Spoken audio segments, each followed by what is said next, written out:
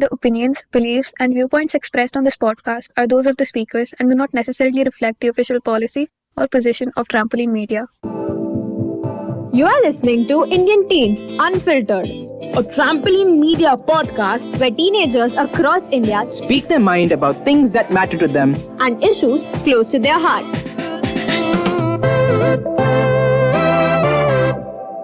Hey everyone, welcome to Indian Teens Unfiltered, and this is part 2 of our episode Heart Matters, where we are discussing love, relationship with 4 super interesting teenagers. We have Ananya and Deepika from New Delhi, Shambhavi from Patna, Yaseer from Doda and Jammu, and I'm Chirag, your host for today.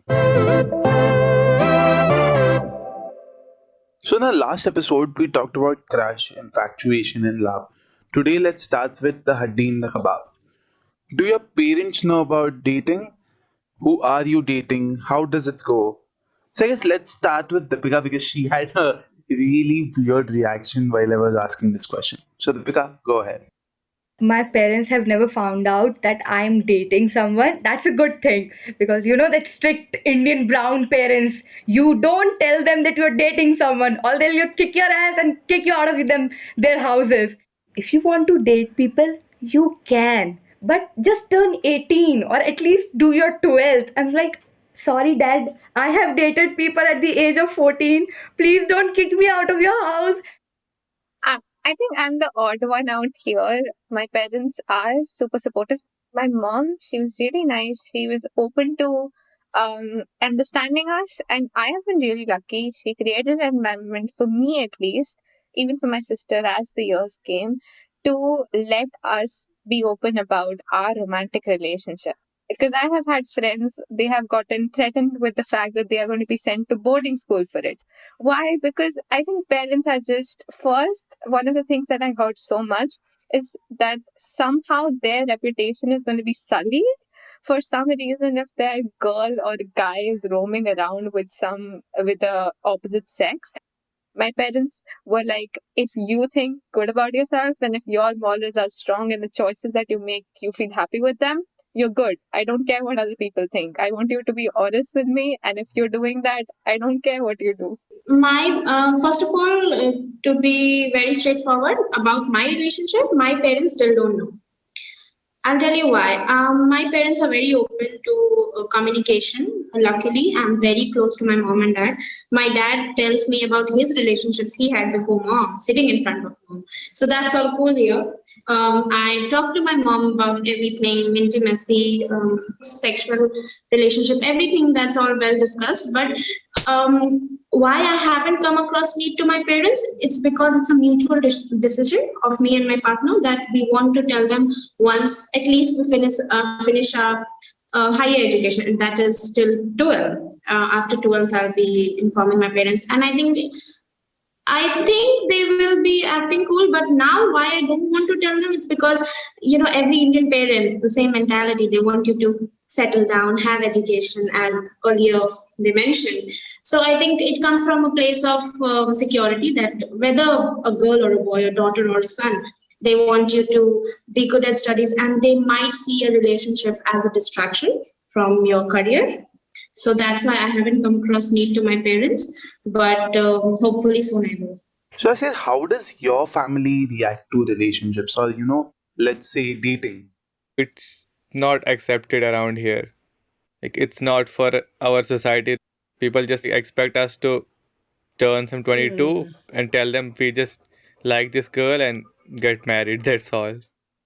A lot of it comes all of it comes from this religion as well. Like for Islam, like for me, like the biggest sin you can do is have sex. So when you get in a relationship, like getting physical is expected. So they will tell us like, don't do this, it's not accepted in Islam. So I have this friend, she was dating this Muslim guy, he was Muslim, and she just broke it off and I asked her why. She was like, my parents didn't want me to date this guy because he's Muslim. And my parents just strictly said to me, like, if you want to date, just a date Hindu or anything. If you ever dated a Muslim or someone from SC or ST will marry you off the second you told us that you are dating this guy. even if he's like kamaing from tumse bhi zyada, like we'll still marry you off. I just wanted to add here. I would, if I have any daughter or son in future, I would just say date a human. Like I feel that's more important, right? People nowadays are not human, but are all of these religious sects and caste and all of these things. So what I want to know is now that let's say if you meet someone from a different community and your parents don't really approve that guy or girl, will you be going against their wishes? We wouldn't want to hurt our parents. Whatever it took from us, we wouldn't want to hurt them. Even if it meant for us to sacrifice whatever it was, we would go for their opinion. That's what comes as well.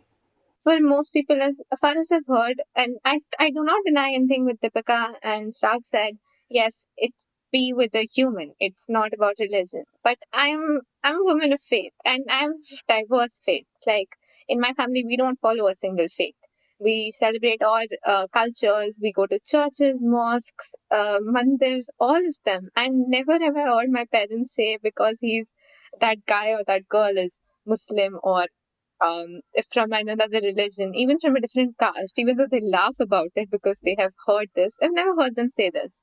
But it is also for this fact, like, say this, if I like books and the guy that I'm dating does not like books, it would definitely be something that I would strain because I'm a reader and I'm a writer. It matters to me hugely if you like books or not. He's like, I'm totally hate fiction novels, never would read one. I would be like, dude, not gonna go there.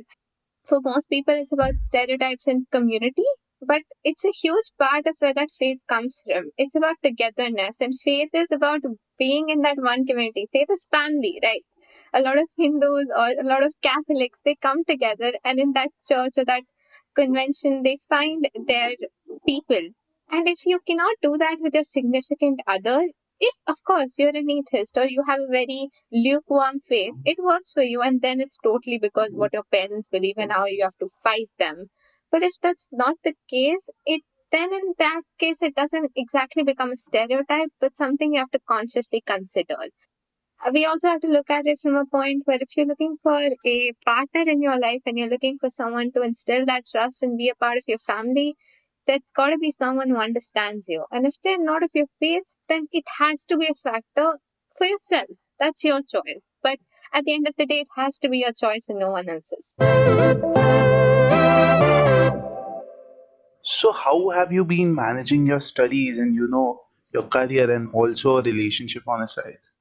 So see, you know the teenage rush, you want to be like, you always think about them whenever you are studying or something like that, right? So that happened to me a lot of times. Like the first relationship, I was like, I used to think about him like all the time. I didn't study for like 2 months, and my grade like literally came down, and I understood the fact that relationship, like you have to like understand your studies too. There are some priority in somehow. I came to understand that you have to balance your education plus your relationship. You have to be ambitious in somehow. A relationship will not take you somewhere. Like he's a particular individual, he won't do anything to you. You have to be yourself, you have to become something for yourself, not for him or someone else. I've been in a relationship for 5 years, and in the beginning, of course, it was very distracting for me to focus on my studies. And I can say that on behalf of him as well, my boyfriend, that yes, it was distracting because it's fresh and it's a new experience, and when you get involved with something, you kind of stick to it for long. But again, eventually, I think as teens, they are enough capable to understand what their life priorities are, and so I think. See, if you, it's, I have a very one funda rule kind of a thing. If you want to grow together, you got to make money together. And for that, you got to study, right? So if you want to grow together, you have to build a foundation. So I think we are wise enough. Come on, teenagers. I mean, in a few years, you're going to vote for your country. Why can't you choose your relationship, your priorities, how you're going to grow further? If that you can't choose, then you don't have the right to vote. You're going to mess up your country's politics for sure. That's a lovely answer, and for that, I'm nominating Shambhavi for Economics of Dating Award, the Nobel Prize for Oh Economics of my Dating. God. And you know what? I'm going to further study economics only. That means you're studying well. Oh, thank you.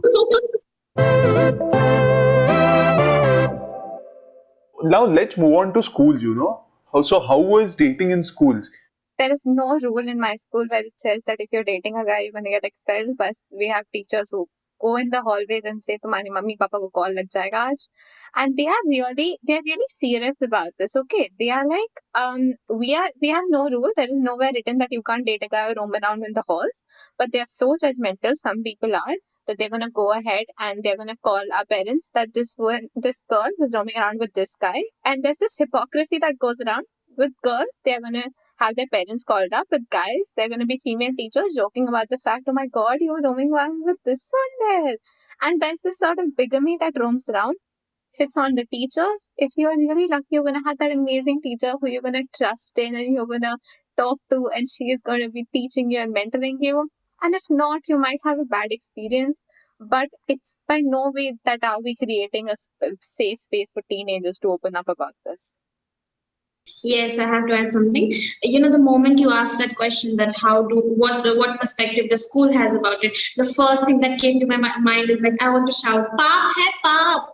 That the slogan should have been for every teacher. No, but every teacher have different perspective. I've met some teachers who are very open about it, and they give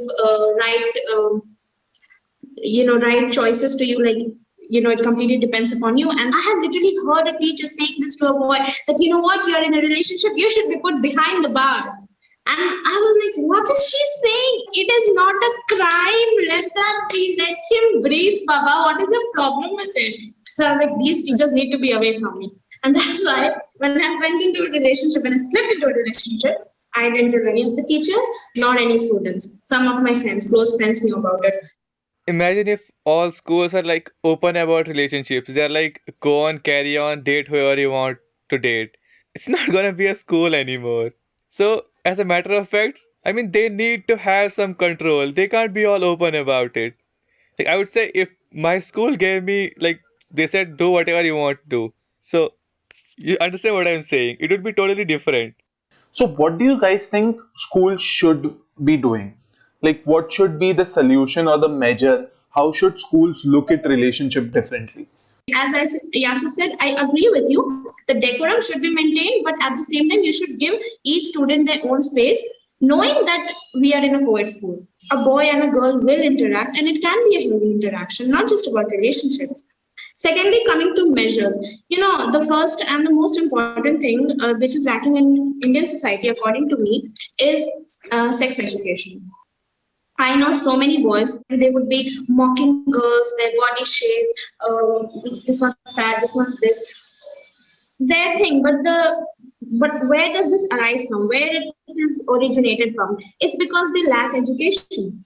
If you're completely knowing what sex is all about, what physical intimacy is all about, you would respect that, and you would want same for you, and not just hovering around, bumping into every girl and talking rubbish about sex. It's a very beautiful thing, and you should, use your holes wisely.